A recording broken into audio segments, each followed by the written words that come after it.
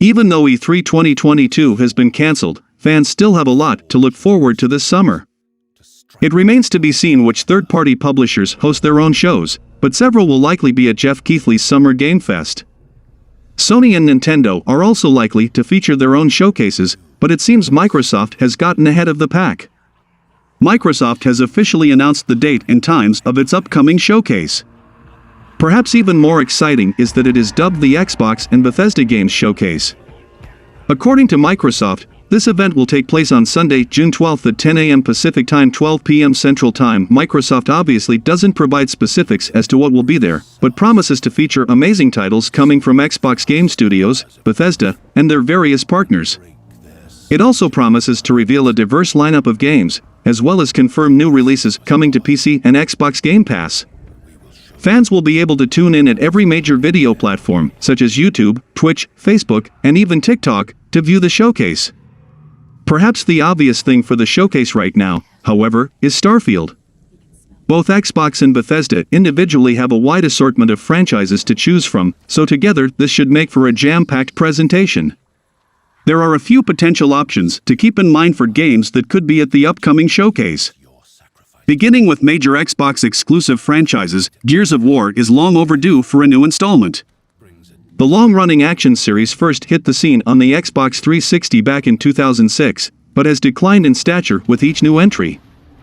Gears of War 6 has been rumored to be in production a few times, so it wouldn't a surprise if it showed up here.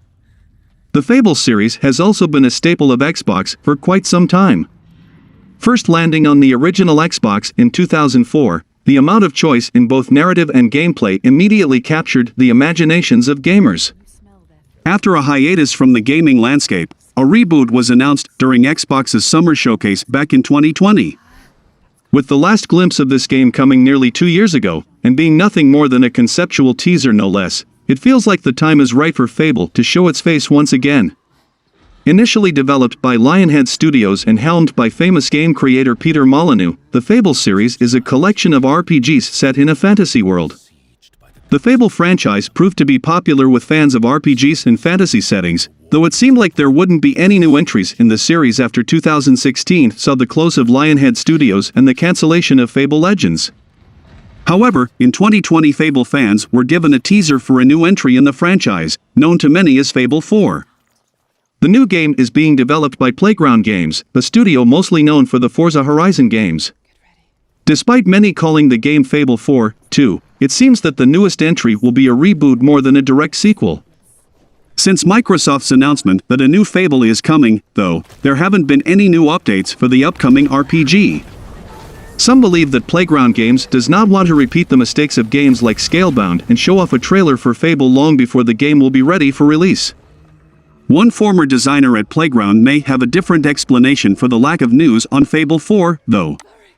According to a recent interview with former combat designer Juan Fernandez, Fable's development is taking its time due to Playground's inexperience with RPGs. Playground is a series company, very organized and production-driven, Fernandez began.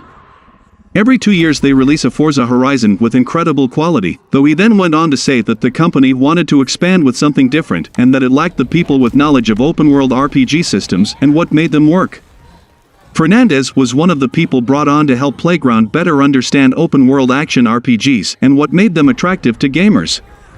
He describes the attitudes at Playground as doing more with less and ambitious. According to Fernandez, the technical foundations have been laid out for Fable 4, though there's no indication on a possible release window or time when fans can see some gameplay. This news may not be great for fans hoping to see Fable 4 sooner rather than later, though this does indicate that Playground Games is taking its time to ensure that the next Fable title is done right. With plenty of fans speaking on the changes they want to see or returning elements from early Fable games like the Heroes Guild, Playground Games seems to be rightly taking its time to ensure fan disappointment is as unlikely as possible. Perfect Dark was a landmark achievement when first released on the N64 back in 2000. The graphics, story and music were all good for the time, and it has since garnered a dedicated fan base of loving fans.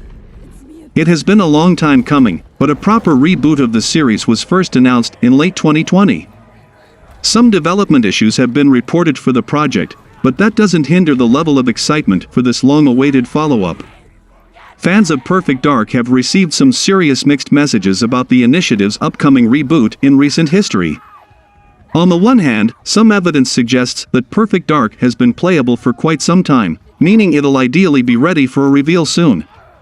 On the other hand, Crystal Dynamics joining development on Perfect Dark suggests that the initiative may need significant extra help to deliver the game. Because of that, it's been hard to predict when fans will hear more about Perfect Dark. The game's nebulous status and journey through development mean that the proper timing for a reveal is generally unclear. The silence around Perfect Dark is definitely a little worrisome at this point, even as the initiative gets new support for its game. For now, the Xbox Bethesda showcase at least provides some hope that Perfect Dark will appear again and answer some questions for its fans. Arcane Studios has made quite a name for itself in the realm of shooters of the past decade. Dishonored, Prey and Deathloop have all been considered some of the most inventive entries in the genre in quite some time. Now, the developer is aiming to dip its toes into an open-world multiplayer shooter, all with a supernatural twist. The title was first shown off during last summer's E3 and caught eyes for its visual style, so it would be wise to keep the momentum going and give it some time to shine this year, with some gameplay. On top of that, ebb Software has just unveiled a very short teaser for its upcoming horror game Scorn. The developers of the H.R. Geiger-inspired title uploaded a 7-second clip to the Scorn website, which shows a glimpse into what the game currently looks like. This was posted shortly after the announcement about the Xbox and Bethesda Game Studios 2022 showcase, which takes place on June 12. It's perhaps likely, therefore, that the studio will be demonstrating or showing off some more of its game during that online event. Not long ago, Scorn also released some creepy new gameplay videos, which were again quite short. One of them, simply titled Puzzle, shows the player inserting what may well be some sort of key into a slot, and then a series of alien-esque mechanisms begin to spin round until a correct pattern forms. There was also a machinery clip, which really shows off the aesthetic of the game. For those who are unaware, the game has been in development for years and was first announced in 2014. As well as being inspired by the work of the alien artist, it's also said to build its world around the work of the Polish painter Zdzisław Beksinski. Despite some fans becoming irate over the delays, Scorn will be coming to Xbox Series X and PC this year, and according to the studio, it will be available on Xbox Game Pass from day one. Having spent almost 8 years in development, fans have been waiting a long time for the game to finally drop. The teasers and short trailers that have surfaced recently do make it look like it's going to be quite an interesting horror entry. The other predictions are a trailer for Indiana Jones, Awoved, Contraband and gameplay for Hellblade 2, which should be more than on-rails event like the one from last year's Game Awards. A recent report details allegations of sexism and an increasingly toxic workplace found in the studio working on State of Decay 3, Undead Labs. Undead Labs was purchased by Microsoft back in 2018, and according to a new report, the technology giant maintained a hands-free management style. Unfortunately, this not only led to increased technical problems and delays for State of Decay 3, but it also resulted in an increasingly toxic workplace. Undead Labs hit it big with the original State of Decay game, an open-world zombie survival simulator that blew up much larger than anyone expected. About 1 month after releasing a larger but relatively unpolished sequel, the indie studio was acquired by Microsoft and State of Decay 2 became a live service game. Problems began arising when State of Decay 3 entered production. A recent report states that right from the beginning, no one working on State of Decay 3 was on the same page. According to 12 current and former Undead Labs employees, all of whom requested anonymity to protect their identities and careers, the last few years have been a period of crisis. Microsoft's willingness to allow Undead Labs to continue business as usual may have allowed the studio to collapse from within as developers became overwhelmed and deadlines were missed. Apparently, development teams were constantly being broken up and shuffled around while people worked on features instead of establishing a core gameplay experience for State of Decay 3. This led to the creation of systems without anything to anchor them to. However, 9 of the 12 employees also stated that the conflict between certain teams and developers was made worse by patterns of discrimination. In recent months, Undead Labs has begun a rash of new training sessions, which might be considered a turnaround. However, it remains to be seen what effect this will have on the showing of State of Decay 3 gameplay in the upcoming showcase. The new Forza Motorsport game is now in closed beta, leaks claim, and some influencers seem to have already spent some time playing it. Thanks to new leaked images, it appears as though Turn 10 Studios' title Forza Motorsport might be coming to the Xbox One as well. In 2020, Turn 10 Studios announced it was in early production for the new Forza Motorsport title, and mentioned that it would not be called Forza Motorsport 8. The images posted by the might have come from the playtests of the game. Playtesting of Forza Motorsport began in 2021 and players seemingly had the option to playtest on the Xbox One. The playtesting was only available for Xbox Series X, but other select players might have been able to play on the Xbox One. There were many comments doubting the legitimacy of the images, despite the moderator's confirmation, and everyone who playtested was under a strict embargo, so these images should never have been leaked. If it is supposed to be cross-gen, when they already promised it as a current-gen only title, there are gonna be some serious backlashes. Last, but certainly not least, Starfield is easily among the most anticipated games coming out, regardless of platform or genre. Bethesda's massive sci-fi RPG has been a long time coming, with a development process dating back as far as 2013.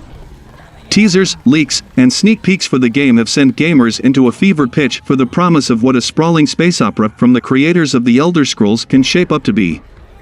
With a scheduled launch date for later this year, the time is now for the curtain to finally be pulled back on what players are gonna get. Starfield was first announced at E3 2018, and after years, it is now set to release this November. Despite this, nothing concrete is really known about Starfield outside a few developer commentaries. It is expected that news will pick up over the summer, and Bethesda probably won't show its hand until it's ready. After all, it's the first new Bethesda IP in several years, so fans are clearly invested. There have been a few screenshots and other details leaked about Starfield in that time. Even the most solid ones, though, are somewhat questionable. The latest, at least, comes way of Reset-era user Heavy008, who is verified as a former Bethesda employee, character artist, by the site's admins.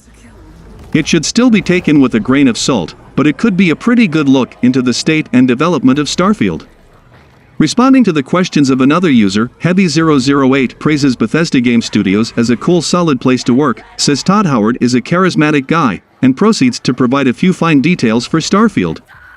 The user criticizes its flight mechanics and describes its engine as a piece of crap, but the rest is largely positive.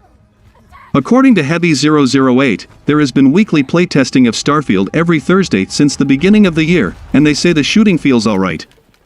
They criticize the flight mechanics, presumably of Starfield's spaceships, as not fun to them. Graphics and lighting-wise, they say Starfield has improved a lot and says it's a good-looking game, but not on Horizon Forbidden West's level. Perhaps one of the biggest questions asked of the user is whether or not Starfield will make its release date. Given the little information out there, as well as the fact that its release date was announced last year, it's an understandable concern. Heavy008 says they will certainly try it since it's a sexy date and will cut content if it has to. That's not really a concern, it seems, as Heavy008 says Starfield has an abundance of content that is probably too much. It appears that the main goals right now are bug fixing and finding the fun. All of this tracks and lines up, especially since Bethesda has reiterated a few times that it is confident in the Starfield and its plans for it. Of course, there is the possibility that some of this is not entirely accurate, but this information does seem to come from someone who worked at Bethesda for a long time. At least until Bethesda decides to reveal more Starfield news itself, it'll have to do. Starfield releases in November, and yet so little is known about the game. Almost all of the hype comes from the fact that it's the first new Bethesda IP in decades. Fans will just have to wait to learn more, but a new rumor has gained traction lately that there's more than one Starfield project in the works. Some believe that a Starfield MMO is in the works, too. The leaker has gathered some information that all hints at a new game in development, but just because there is potential evidence does not mean there is concrete evidence. The biggest piece of evidence comes in the form of job postings, hinting that Bethesda Austin, Bethesda Montreal, and ZeniMax Online Studios are all working on a new game. The language involved in the first two cites an unannounced project, post-Elder Scrolls/Starfield announcements, while the latter does mention a new IP. It also mentions vehicles, which would add up with current Starfield leaks. A former Bethesda employee recently leaked a few starfield details, and they mentioned being able to fly spacecraft. Connecting the two is not a huge stretch. Technically speaking, Starfield is a new IP, and so that job posting doesn't nullify this theory. It's not even out yet. The theory is that at least these three studios are collectively working on a game. It makes sense since Montreal is usually an assist studio, and while ZeniMax Online has the experience of an MMO and Elder Scrolls Online, supporting MMOs is a huge strain on resources. Two of them would make an already hard development cycle even worse, so it adds up. Some of these job postings have been edited or removed, for potentially various reasons. On top of that, Austin is responsible for Fallout 76. It's not exactly an MMO, but this online experience would likely go a long way in making a Starfield MMO a reality. Overall, it does make more sense that these studios are working on one unannounced project based on a new IP than it is they are all working on new games. They could be separate, but that would be more unusual than several developers working together on a big, future project, the standalone Starfield MMO. Coupled with this is Bethesda's move toward multiplayer projects on its IPs. The Elder Scrolls has ESO, Fallout has Fallout 76, and so a multiplayer project for Starfield also fits into current Bethesda patterns. It would go a long way in, speculatively, maintaining the IP's popularity, given a Starfield 2 is likely far, far away. Again, all of the above is speculation and rumor based on a few job postings and patterns from Bethesda. The stars seem to align on a lot of it, but one word from Bethesda could make all of this moot. So, while it's fun to think about for some, it is in no way confirmed and fans will just have to wait and see what this new project is, or new projects are. Still, further out into the speculation field, Scultsy highlights something he believes could be the backdrop of the Starfield MMO. This should be taken with an even bigger grain of salt than the above information, but it does sound incredibly appealing and would make a lot of sense.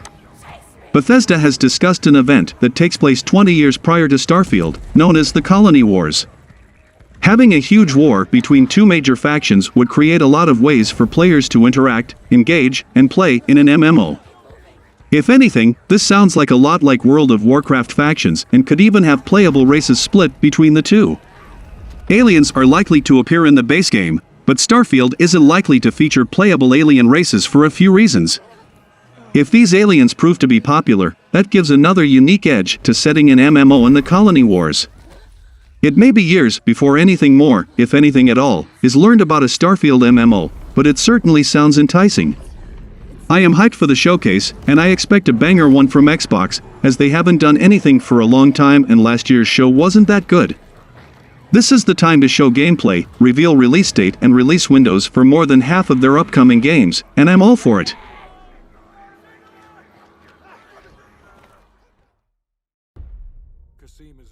Speaking of Xbox and Bethesda, we have to discuss some news that relates to Activision Blizzard, which is expected to join the Xbox gaming brand. While the attempted takeover of Activision Blizzard by Microsoft started back in January, the process took a rather large formal step forward this week. The collective shareholders of Activision Blizzard had not officially given their stamp of approval on the merger and moving the World of Warcraft studio under Microsoft's umbrella, but a vote on Thursday cleared that particular hurdle. Since Microsoft first made the announcement that it was going to attempt to buy Activision Blizzard, the process has been moving right along, despite the fact that the deal getting officially done is likely going to take some more time. There are also going to be several more boxes that have to be checked in order for the Call of Duty company to officially come under Xbox chief Phil Spencer's purview. The shareholders' vote was one of those important boxes since Activision is a publicly traded company, even if it appears it was mostly a formality. The official approval of the deal was announced by Activision following a special meeting of shareholders, while the announcement added that the vast majority of those voting were in support of the deal. The official tally saw more than 98% voting in the affirmative, which was especially noteworthy simply because there was a rather vocal group of Activision shareholders who actually sued back in February to try and stop the acquisition. In announcing the outcome, Activision CEO Bobby Kotick hailed the vote as a sign that stockholders confirmed the belief that when everything is official it will allow the company to create even better value for its players. He added that the firm will also be able to offer even greater opportunities for its employees. That comment comes while Kodak's firm is still dealing with the fallout of numerous allegations of misconduct by Activision higher-ups. It is in fact the allegations of misconduct that played at least a part in Microsoft deciding that the time was ripe to make the big offer that has now been officially accepted. While the vote by shareholders is another important step toward Activision Blizzard coming under the control of Microsoft, the deal is still not officially official. There has still been plenty of talk that the FTC and perhaps even Congress will be taking a good hard look at all the numbers.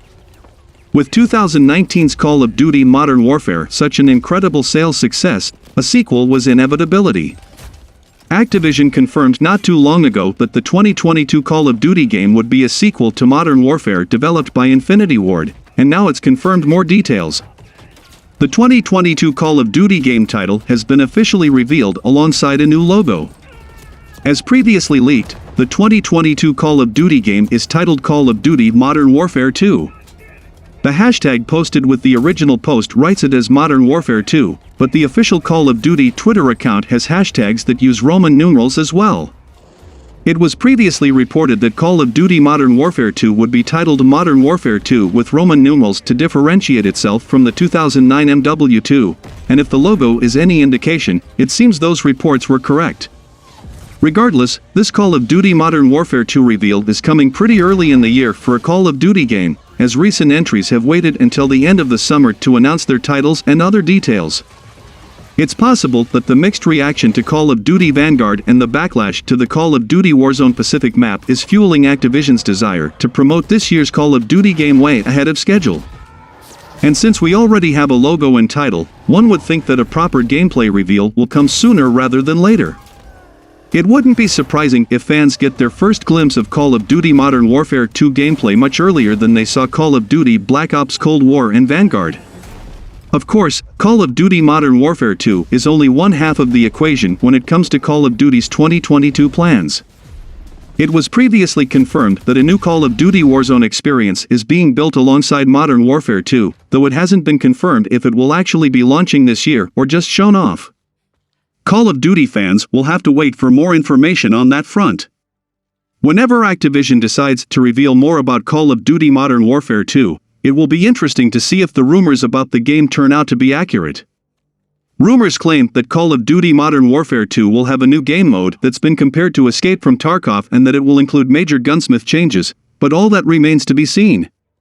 It should be taken with a grain of salt, of course, as the coordinates in the video are hard to exactly see. With this in mind, various online fans have deduced that Call of Duty Modern Warfare 2 will spend some time in Singapore thanks to the coordinates. The big question, of course, is why. Modern Warfare's ending sees Captain Price forming Task Force 141 to prepare against Zakafev, with files building hype for several characters like Soap and Ghost. None of them has a direct connection to Singapore. Singapore has appeared in other Call of Duty games before, but primarily that's appearances or references in Black Ops 2-4. In other words, this appears to be something brand new for this part of the franchise, and that's a good thing. Modern Warfare is a reboot after all, and so its sequel will be as well.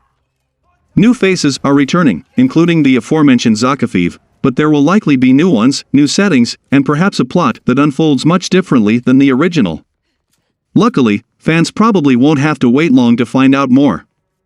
Recent entries in the franchise, Call of Duty Black Ops Cold War and Vanguard, have been unveiled much later in the year compared to previous entries. This was probably due to a mixture of Call of Duty Warzone's relevancy, as well as the previous year's game, and the COVID-19 pandemic. Usually, games are revealed in April or May, and this teaser suggests more info will be out before May is done. It's still possible the full Call of Duty Modern Warfare 2 reveal is still later than usual, but that would make this tease very unusual. More reliably, Call of Duty games are typically released between the end of October and the middle of November. For those ready to suit up as Task Force 141 again, it's worth keeping an eye on this period. A recent Modern Warfare 2 leak suggests that Call of Duty Warzone 2 will include a firing range for players to test guns and loadouts. Right now, the official word on Modern Warfare 2's release date is only fall 2022.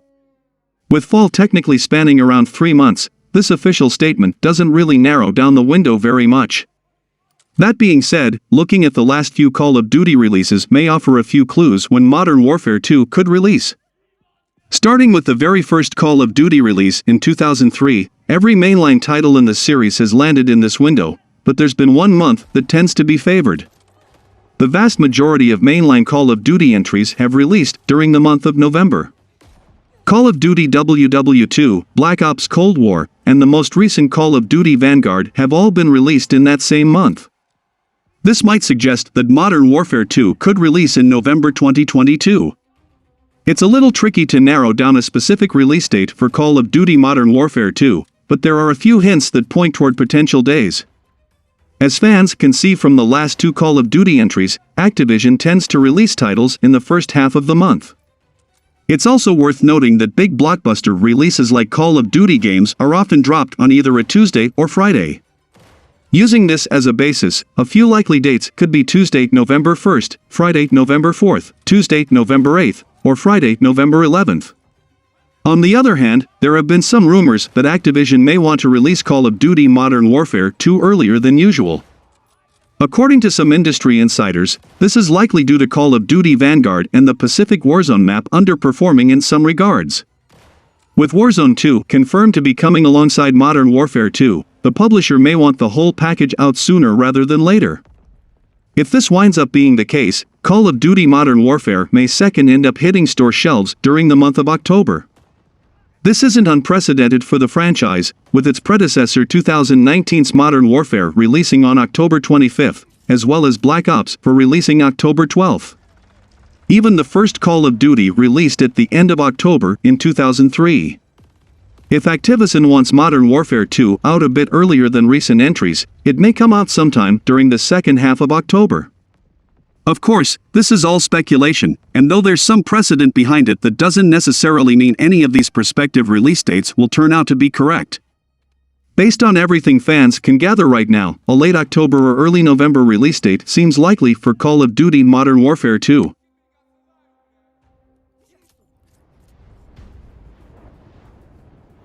Though not quite on the same level as the likes of Sony, Nintendo, Tencent, and Microsoft, to say that Embracer Group is a pretty big player in the video game industry would be a bit of an understatement. Made up of publishers including Gearbox Entertainment, THQ Nordic, and Deep Silver, the Swedish company has quietly grown into one of the industry's biggest and most influential entities over the past decade or so. In recent years, the group added Saber Interactive and 4A Games to its impressive stable of studios and, with them, the rights to popular series like Metro and Crisis.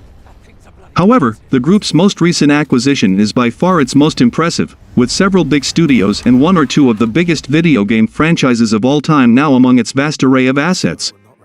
In the early hours of May 2nd, Embracer Group announced that it had entered into an agreement with Square Enix to acquire 3 of the Japanese giant's biggest development studios. As well as Eidos and Square Enix Montreal, the $300 million deal will also include Crystal Dynamics, the studio behind the hugely successful Tomb Raider reboot trilogy. When all's said and done, the deal will affect more than 1,000 employees across 8 different locations worldwide. In addition to this, it will also include the rights to more than 50 previously released games as well as an impressive catalog of IPs that includes Thief, Deus Ex, The Legacy of Kain, and the aforementioned Tomb Raider series. Announcing the deal, Embracer's co-founder and CEO Lars Wingfors expressed his delight at being able to welcome the 3 studios to Embracer Group, while also taking the time to recognize the world-class creative talent and fantastic IPs that they bring along with them. Phil Rogers, the CEO of Square Enix America and Europe, also expressed his delight at the deal. Though big-budget acquisitions are fast becoming commonplace in the modern gaming landscape, news of this one will likely take quite a few people by surprise. Between them, the Tomb Raider and Deus Ex franchises have sold more than 100 million units, which makes the $300 million that Embracer will spend to finance the deal seem somewhat reasonable. Throw in the other IPs and the huge back catalog of games, and Embracer may well have bagged themselves a bargain, especially with a new Tomb Raider game already confirmed to be in development. Square Enix wanted, but never got, a big hit. The history of Square Enix's Western game business can be summed up in 2 words: missed expectations. The company repeatedly threw its own games under the bus for underperforming, and it was never exactly clear what sales milestone Square Enix was hoping to achieve with its reboots of Tomb Raider, Deus Ex, and Hitman. Many of Square Enix's Western entries over the last decade came from Crystal Dynamics and Eidos Montreal, the former of which developed classics like Gex and Legacy of Kain before taking over Tomb Raider from Core Design in 2006. Eidos was put in charge of reviving cyberpunk cult classic Deus Ex. After years of releasing games to underwhelming sales and after Hitman maker IO Interactive did a managed buyout to release itself from Square Enix ownership, the publisher nabbed a potentially lucrative Marvel license in 2017. However, both the Avengers game in 2020 and last year's Guardians of the Galaxy also underperformed. The state of the multi-year Marvel deal is currently unknown. It seemed unlikely to many that Square Enix would sell off a large studio such as Crystal Dynamics, which has a number of large IPs such as Gex and Legacy of Kain alongside the aforementioned Ms. Croft in its library. However, it appears that the studio was losing money overall for the publisher. As reported by Metro, senior financial analyst David Gibson believes that the release of the two Marvel games ended up losing Square Enix around $200 million, but earned less than $8 million in combined operating income. Despite this huge loss, Square Enix is still a solvent company, meaning it still turns a profit.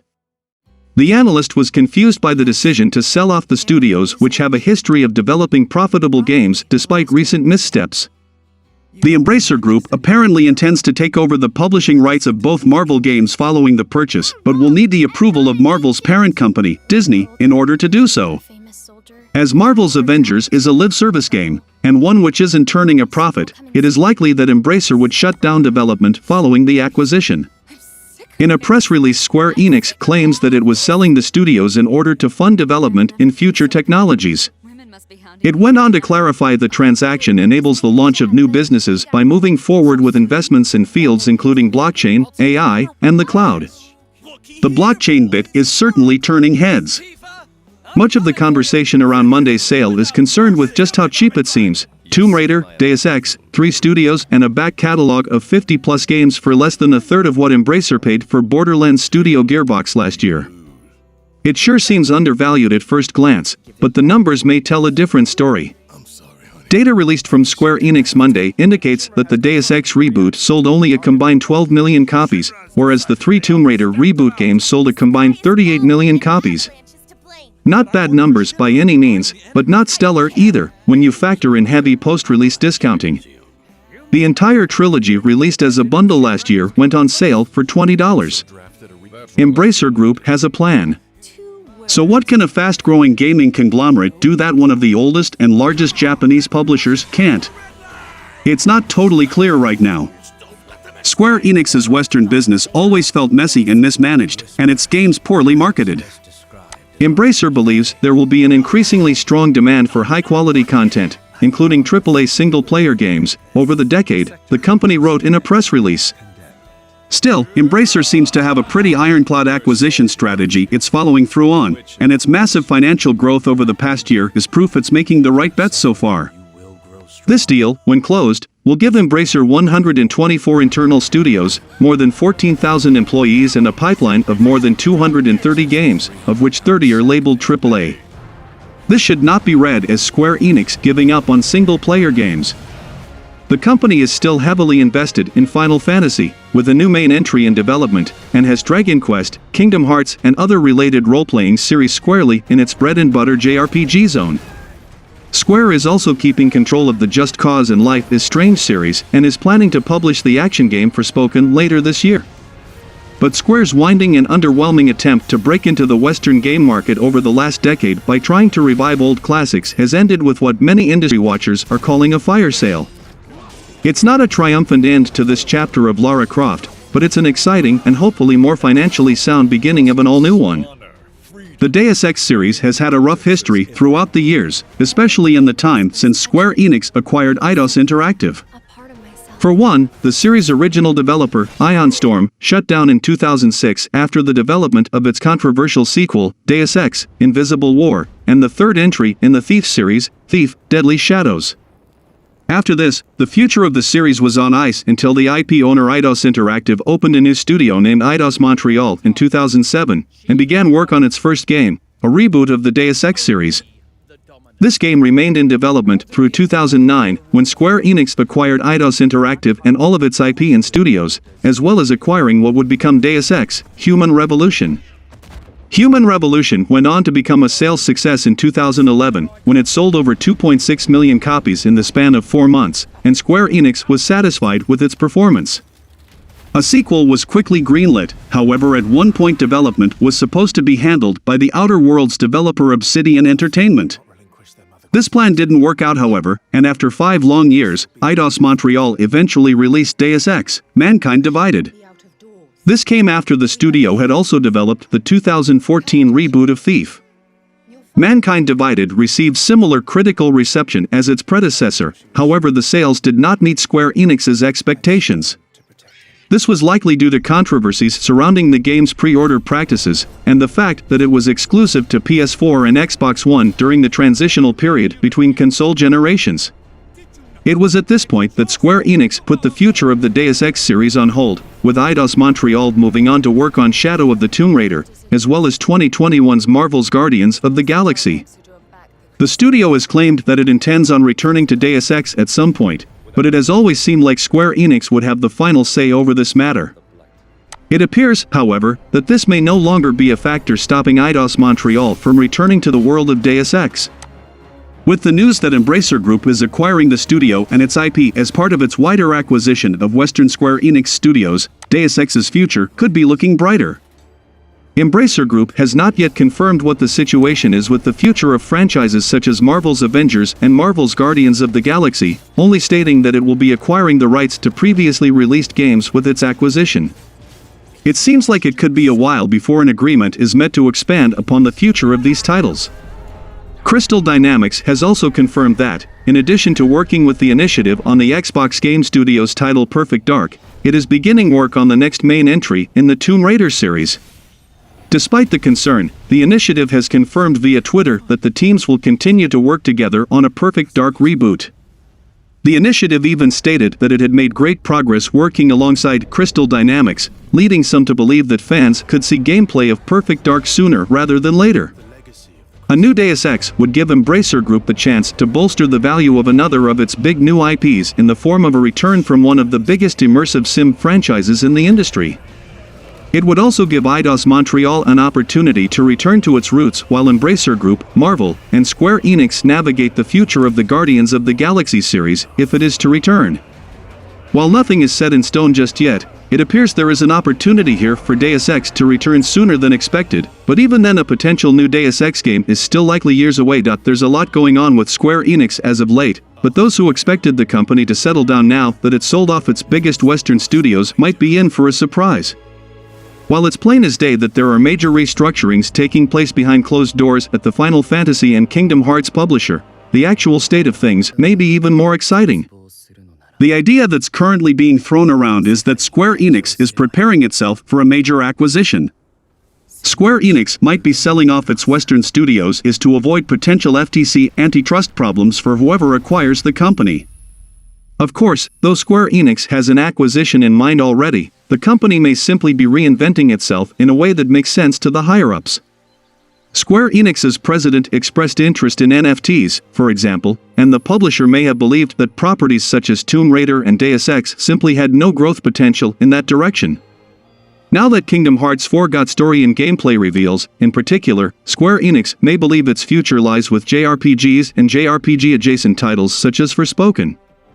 Combining such AAA franchises with lightweight NFT-oriented productions could very well lead to huge investment opportunities for Square Enix in the future, depending on where the industry goes next, and this could make them an appealing acquisition opportunity for sure. Finally, it's also worth pointing out that some believe that the big upcoming Sony PlayStation acquisition is, in fact, that of Square Enix. It very well could just be in the process of shedding IPs and developers, and the rest is just speculation, and I don't think they are open for acquisition.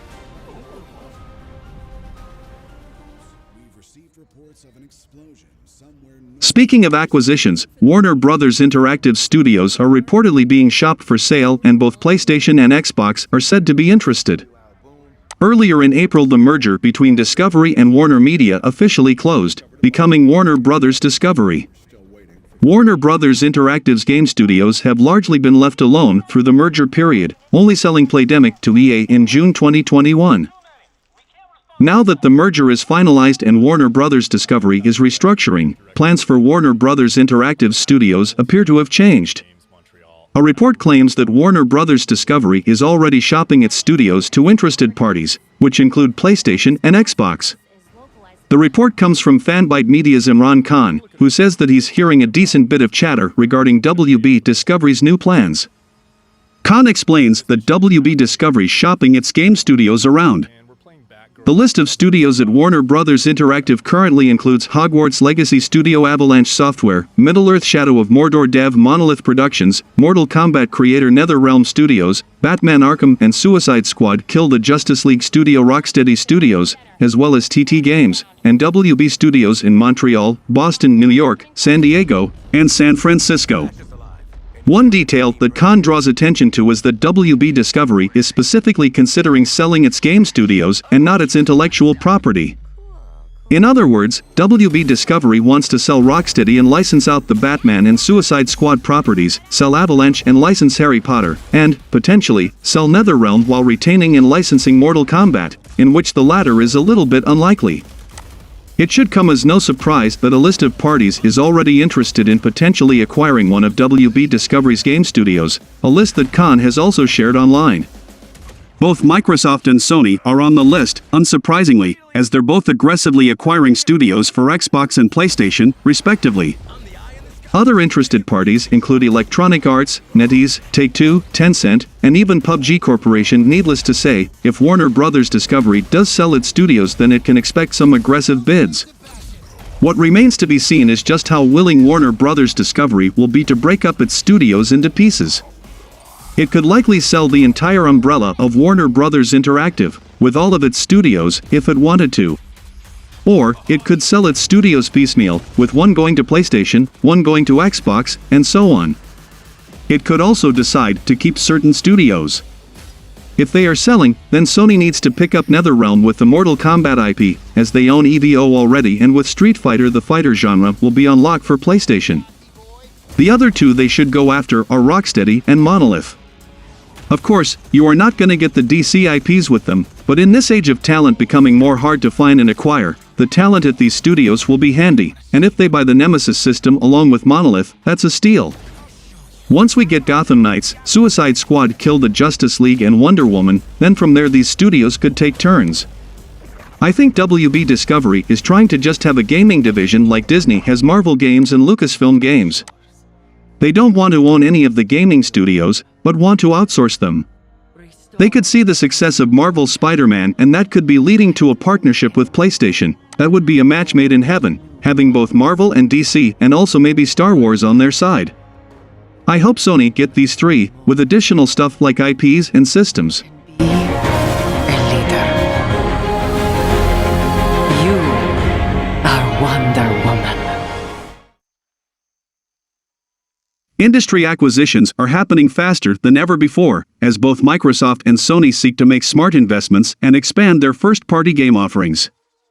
With the acquisition of companies including Activision Blizzard, ZeniMax Media, Bungie, and more, it begs the question of whether there are any remaining third-party companies that aren't at risk of acquisition.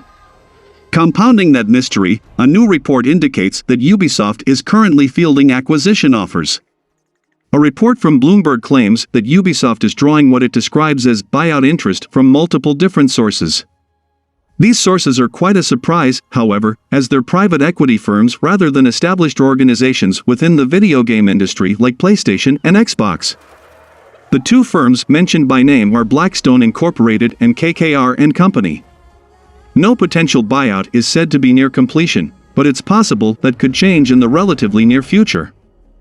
Ubisoft has been caught up in many different controversies in the past several years surrounding sexual discrimination and abuse.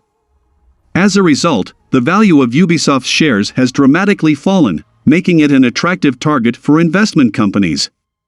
Ubisoft chairman Yves Guillemot currently holds a 15% stake in the company and is the single largest investor, which has been seen as making Ubisoft vulnerable to hostile takeovers in the past. To repeat, the buyout efforts are currently described as being in early phases, with both Blackstone and KKR currently studying whether acquiring the France-based Ubisoft makes sense. Further, Ubisoft is said to not have entered serious negotiations with any companies regarding potential acquisitions at this time. It's also possible that Ubisoft has no interest in an acquisition at this point in time, too. As has been shown over the past several years, never say never. The acquisition of Activision Blizzard, which admittedly hasn't closed yet, has shaken the entire industry. If the opportunity to acquire Ubisoft presents itself, then it's no surprise that companies across the line will inquire, whether they're video game companies or private equity firms. Microsoft is in a tough situation right now, with the Activision Blizzard acquisition in Hell's Hole, and they are just stuck on that issue until at least May of 2023. So, now is the right time for Sony to actually outbid everyone, with money and with relationship and strategy. And Ubisoft acquisition could be happening, but if Sony's interested, I would encourage that. Ubisoft has Assassin's Creed, Watch Dogs, Prince of Persia, Splinter Cell, Brothers in Arms, Far Cry, The Division, Rainbow Six, Guitar Hero and a ton of IPs, where I would like Prince of Persia and Splinter Cell to make a comeback with great quality.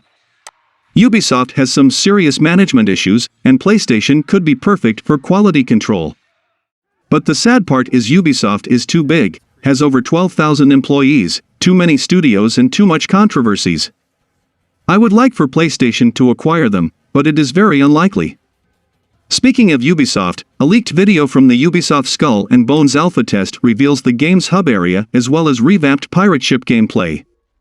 Skull and Bones, Ubisoft's multiplayer pirate game, has gone through a tumultuous development cycle up to this point. Not only has the game been in development since prior to its announcement in 2017, but it also went through a reported rework as announced in 2020. However, while Skull and Bones has yet to receive an official release window, it does appear to have had significant progress made. A newly leaked video from the Skull and Bones alpha shows how much the game has changed in some exciting new ways. The leaked video from the alpha was shared on Reddit, but it's since been removed via Ubisoft takedowns. The video captured an introduction to Skull and Bones filled with narration that described what players can expect. This narration is particularly intriguing because it details aspects of Skull and Bones that have yet to be announced yet. The big confirmations include a new social hub named Satan, the progression track known as Infamy, and details about its gameplay loop. Satan is obviously a major confirmation for Skull and Bones. It confirms that the pirate game has evolved from a simple matchmaking-focused multiplayer game to something more akin to Anthem or Destiny 2. Satan is described as the place where Skull and Bones players will do a majority of the busy work necessary for pirating. Players will craft and upgrade their ships here, acquire provisions for upcoming missions, and also pick up contracts for work. Naturally, players will also be able to socialize with others and show off their cosmetics. The pirating gameplay of Skull and Bones is said to have largely been retained. Players will take out their own ships for missions, through which they can participate in PvE content like plundering settlements, raiding fortresses, and taking on enemy ships. All combat is ship-based. PvP isn't fully detailed, but the Skull and Bones intro does mention encountering hostile players on the open sea for PvPvE action. Through completing quests, earning resources and money, and crafting improved gear and ships, players will gain infamy. Infamy can also be lost if players lose a battle, too. Exactly how infamy influences what content players will experience isn't clear, but it's clear that players' strength and the game's challenge will grow over time. One last interesting thing to consider from the Skull and Bones alpha is that Ubisoft appears to have made significant progress. While the alpha remains under NDA, it's possible that it could be nearing a state where Ubisoft feels comfortable sharing more information, starting a beta, or even announcing a release date. The leak confirms that Skull and Bones is very much alive and perhaps more exciting than ever.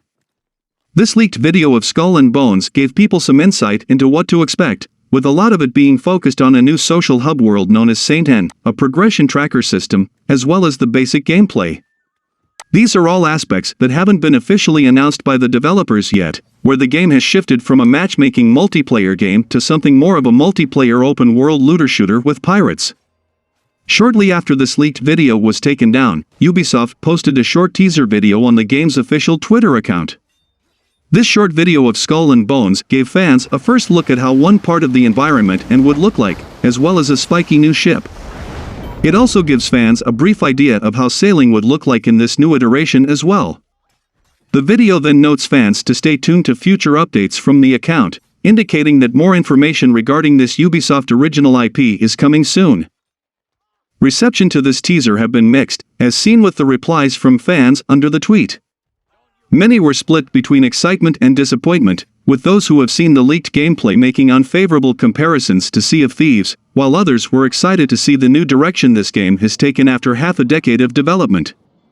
Regardless, it seems like Ubisoft is in a more comfortable position to share information regarding Skull and Bones before its targeted 2023 release. Ubisoft has found itself in a quagmire of game release strategy. After middling game releases and suggested fatigue with its gameplay mechanics, the company has been looking to revamp its product offering and seems to be cutting franchises to focus resources on other games. Now a new rumor suggests that the Watch Dogs franchise is on the chopping block as Ubisoft plans out its future. Senior members of the Watch Dogs development team have either left the company or have been moved to other games. At least 7 senior developers that worked on Watch Dogs are now scattered in the wind. Anyone left with the company has moved on to other projects. The release of the Watch Dogs Legion Bloodline DLC marked the end of content updates for the game, as Ubisoft announced in early 2022 that no more patches or updates will be coming. A sudden change of course after much of the promotion of the game was expected to include multi-year seasonal content similar to what has been done with Assassin's Creed Valhalla and The Division 2. The franchise has its fans, but with Watch Dogs Legion not taking hold after moderate gains with Watch Dogs 2, Ubisoft may be ready to cut the cord on this franchise as it looks to focus on bringing any of its other projects to market. Ubisoft has a plethora of games supposedly in development but has offered very little insight on development progress. Between XDefiant, The Division Heartlands, Skull and Bones, Beyond Good and Evil 2, and many more, Ubisoft has revealed many games in development but has only been able to lean on Assassin's Creed and Far Cry titles to carry the company's water. Except for a recent teaser for Skull and Bones, the only time anything is heard about the aforementioned games is in quarterly investor reports that end along the lines of development is going well. Ubisoft has other problems to go along with its game development issues and the supposed end of Watch Dogs. The company is also navigating in-house controversy for poor working conditions and sexual harassment allegations. Those added issues will more than likely impact all games under the Ubisoft banner, leaving the company spread thin. Even as it announces new games, Ubisoft has a long road ahead to regain the prestige it once had. Although Watch Dogs seems to have an identity crisis throughout all 3 entires, it is still fun to play. It had all the usual tropes of an Ubisoft game, but with interesting protagonists and the hacking mechanic to help set it apart from other open-world titles. It let players control almost everything remotely and cause a lot of chaos. They could turn off traffic lights, remote control cars, take over drones, and even explode sewer grates. Each Watch Dogs title also had an interesting story. Watch Dogs followed Aiden Pierce across Chicago on his quest for revenge against the people who killed his niece. Watch Dogs 2 took the series to San Francisco, and told the story of Marcus Holloway and his hacking group Dead SEC's mission to take down the surveillance system known as CTOS. Watch Dogs Legion then put players in the shoes of the entire London branch of Dead SEC with a story followed their mission to liberate London from a private military company. The sandbox playgrounds that Ubisoft makes for the Watch Dogs series are a lot of fun to cause havoc in. The hacking mechanic let players cause even more mayhem than in games like Grand Theft Auto. Each city felt unique from one another, and it's one of the few video game franchises that has been set in Chicago. While their stories were heavily critiqued, the game worlds were usually well constructed. The series also offered a unique take on multiplayer. Players could take on missions and explore the game world cooperatively, or they could participate in modes like invasions. Players could choose to invade another person's single-player game and try to remain undetected while installing a backdoor into their network. The other player would have to hunt them down and stop them. Rumors have begun circulating that Ubisoft is planning on quietly shelving the entire Watch Dogs franchise, but that would be a mistake. While the Watch Dogs franchise was never perfect, and Ubisoft could never quite figure out what it wanted to do with it, the series did offer up unique gameplay and settings. Other large modern open-world franchises like Grand Theft Auto and Saints Row do not offer a mechanic similar to hacking, and neither franchise has visited a fictional version of Chicago or London in their mainline titles.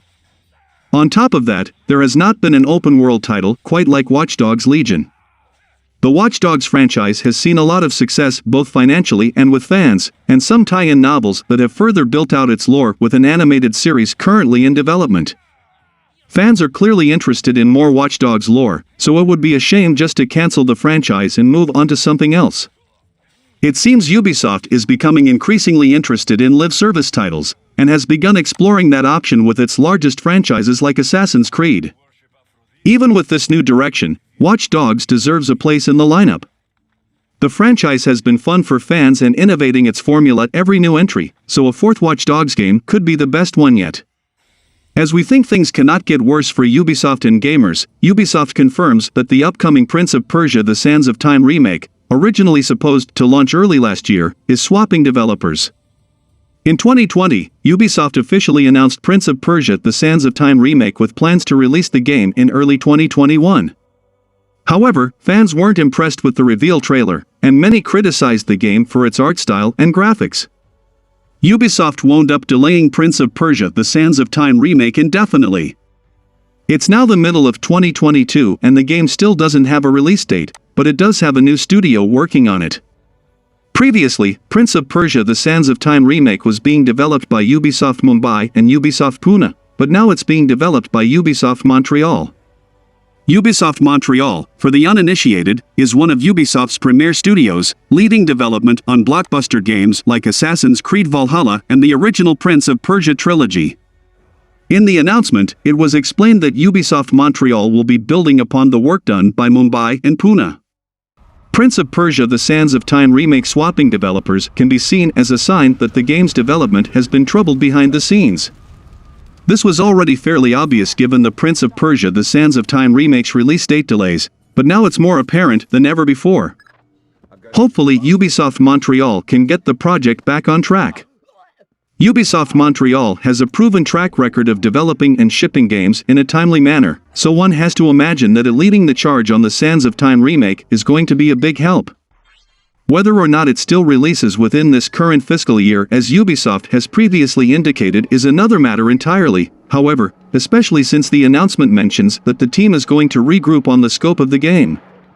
It should also be noted that Prince of Persia: The Sands of Time remake is certainly not the only game in development at Ubisoft Montreal. The studio is also working on the free-to-play Roller Champions, and it's most likely making a new Assassin's Creed game as well. Considering this, it's hard to say how much of Ubisoft Montreal's resources will be dedicated to finishing Prince of Persia: The Sands of Time remake, so fans will still want to keep their expectations in check. Whenever a new Prince of Persia: The Sands of Time remake trailer drops, it will be interesting to see if it is more warmly received than the initial reveal. Ubisoft has no major gaming showcases or events announced, so it's unclear when exactly we will get to see the game again, unfortunately. There aren't many video game developers as polarizing as Ubisoft. Based out of France, the company is the creator of some of the most beloved franchises in gaming. While its catalog is varied and caters to a wide audience, Ubisoft is perhaps best known for advancing the open-world format used in many of its releases. Ubisoft is no stranger to success, with much of it coming from games in the shooter genre. From Far Cry to Tom Clancy's The Division, Ubisoft's action-heavy shooter titles often come around, and while few been abject failures, many have struggled to find a foothold in the current landscape. Be it for reasons out of the developer's control, the lack of innovation present each release, or the volume of games that are available, Ubisoft's current offerings like Hyperscape aren't gaining the traction its lofty name would typically bring. One of the brands that Ubisoft has attempted to push in recent years has been games that fall under the Tom Clancy banner. The American novelist's approach to storytelling for military and espionage tales has been beloved, and gamers have become familiar with his name ever since the release of Tom Clancy's Rainbow Six in 1998. The author has been in the title of dozens of Ubisoft projects, often with that name being the only thing they have in common. From Splinter Cell to Ghost Recon, it's always been a task to differentiate the games that release regularly with Clancy's name on the cover. It's rare that there is clarity around which game precedes the next, so with other developers and franchises putting out shooters of equal quality, it's easier for players to jump ship and find enjoyment elsewhere. So much of Ubisoft's shooter stock is placed alongside the Tom Clancy brand, so the barrier of entry feels high for beginners. In this case, familiarity hasn't produced consistency, be it in player base or quality. The shooters that Ubisoft have presented in recent years haven't stood out from the crowd enough compared to the releases from other companies. It doesn't make much sense for players to invest time, money, and effort into a shooter like Ghost Recon, Breakpoint when studios such as ID Software and Bungie have already perfected the formula. The magic of Far Cry 3 was its incredible Rook Island setting, and though its shooting mechanics were solid, they didn't revolutionize the genre. The series' sixth mainline installment predictably builds on the series' gameplay only slightly, with higher emphasis on the world that the game takes place within, once again playing to Ubisoft's strengths. Though many of its shooters have seen positive reception, Ubisoft has yet to release a game in the last few years that is an undeniable hit. Not since Rainbow Six Siege has the company felt like it had a grasp on the genre, and even that took a while to gain traction. There are developers in the AAA scene that are more proficient in forging a great or memorable shooter, and with Ubisoft's status as the industry leader in open-world games, it may very well be cursed by its own success. Much to the disappointment of many gamers, a lot of older titles are facing shutdowns of their servers and online support. In the past year, Halo, Reach and Halo 3 saw shutdowns that led to some heartbroken Halo fans unable to play those games online. More recently, it was announced that popular MMO Terra was shutting down after nearly a decade since it was released. Now, Ubisoft is confirming that 90 games will be having their online support dropped in one way or another. The list of 90 games was displayed in an official post by Ubisoft. The gaming publisher's extensive collection of games included Assassin's Creed 2 and the other original games centered around Ezio, Far Cry Blood Dragon, Rainbow Six Vegas, many of the Rabbids games and Rayman Legends.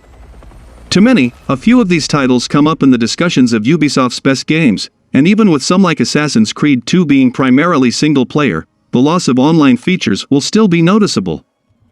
The removal of online features will not only stop players from being able to hop on multiplayer in games like Assassin's Creed Brotherhood, it will also stop players being able to unlock certain skins and items in these games.